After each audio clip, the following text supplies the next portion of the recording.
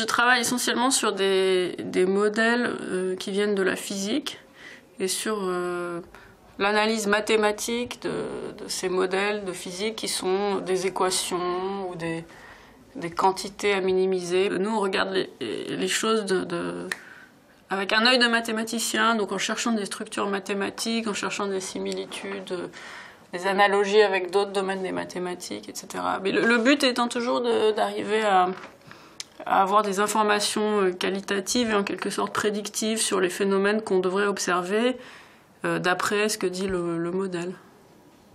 Je ne sais pas si c'est clair.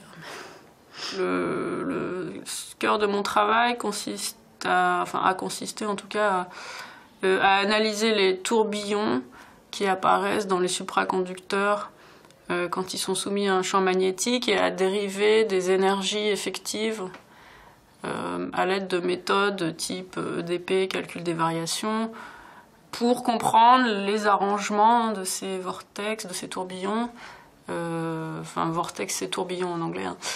Donc l'apparition de ces tourbillons, les valeurs des champs pour lesquels ils apparaissent, comment ils s'arrangent, quels sont finalement des modèles, des descriptions mathématiques effectives, efficaces qu'on peut donner sur ces objets.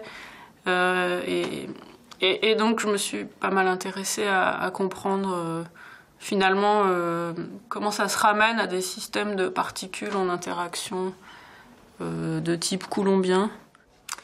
Alors, en 2 mots, mon domaine de recherche, c'est partir de la musique, trouver des problèmes intéressants et les formaliser, les généraliser, éventuellement trouver de nouveaux théorèmes en mathématiques et tout ça, le mettre au service des compositeurs pour faire des pièces nouvelles. Voilà.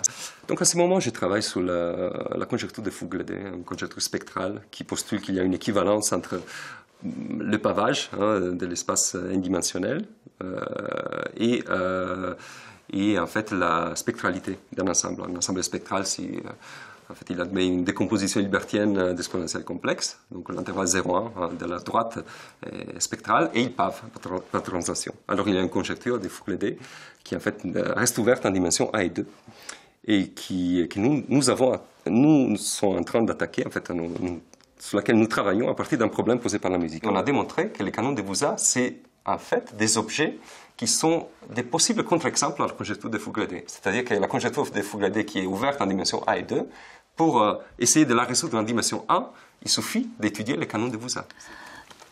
Le nom de ce que je fais s'appelle la géométrie symplectique.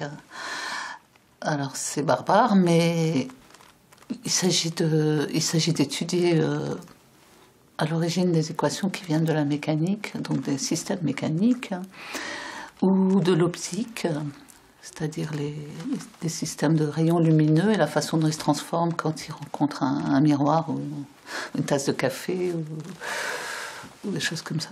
La discipline dans laquelle je travaille est issue de ces domaines qui sont des choses très pratiques et très concrètes, même si après la discipline elle-même est très abstraite. Alors en fait, j'essaye de construire des exemples de sous-variétés lagrangiennes dans des variétés symplectiques. On a très peu d'exemples. Il y a beaucoup d'exemples qui viennent de la théorie des systèmes complètement intégrables, sur lequel j'ai beaucoup travaillé, et j'essaye de construire des exemples différents. Donc ça utilise la topologie algébrique et la topologie différentielle et de la géométrie symplectique. Je m'intéresse précisément à construire des variétés symplectiques dans lesquelles il y a une variété. Je parle de la variété lagrangienne et j'essaie de construire toutes les variétés symplectiques dans lesquelles on peut plonger cette variété comme sous-variété lagrangienne.